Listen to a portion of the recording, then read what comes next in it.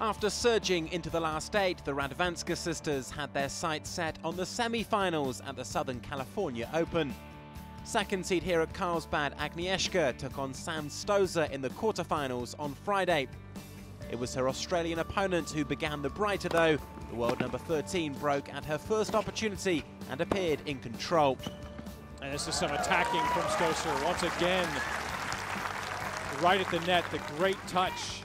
Despite Radwanska finding a break of her own, Stosur claimed the next one when it counted as she went on to take the first set 7-5. Yeah, the backhand has been sizzling. Radwanska, a winner here 2 years ago, was more herself in the second, using her power to good effect. Her second break of the match is her first in set number 2, and she is out in front for the first time today. She may have been on the back foot, but Stosur's shot-making was still impressing the Californian crowd. Stosur, good quickness and proud of herself, and rightfully so. And just enough touch to put it over the head of Radwanska. However, after a second break of serve from Radwanska, the pole proved too strong as she leveled the match. So we'll have a challenge from Stosur. If she's right, the set will be prolonged. If not, it goes to Agnieszka Radwanska.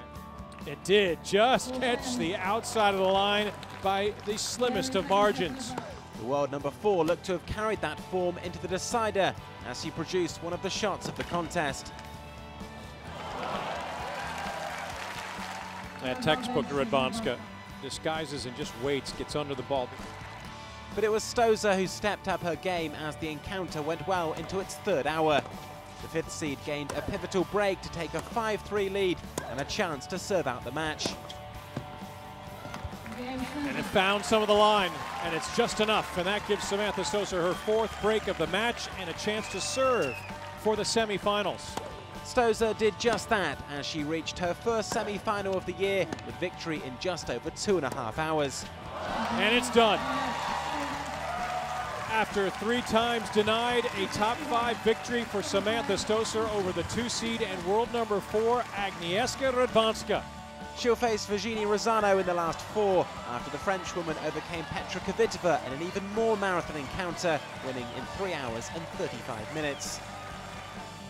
Agnieszka's younger sister Urszula had a tough encounter of her own as she faced top seed Victoria Azarenka. World number 3 Azarenka started strongly. After an early break, she stormed into a 4-1 lead.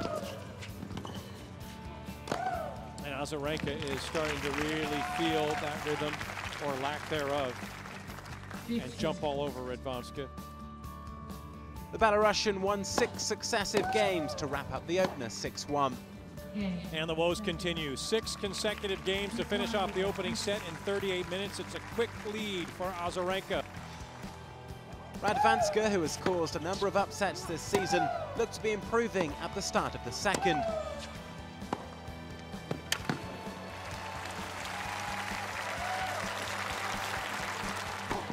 However, Azarenka quickly proved she could easily match the world number 39 with a powerful winner of her own.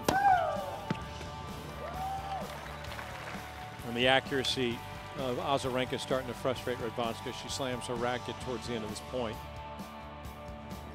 This year's Australian Open winner continued to dominate, and a place in the last 4 looked certain. Yeah, strong effort. And really the forehand is administering some serious shots at the morale of Radwanska.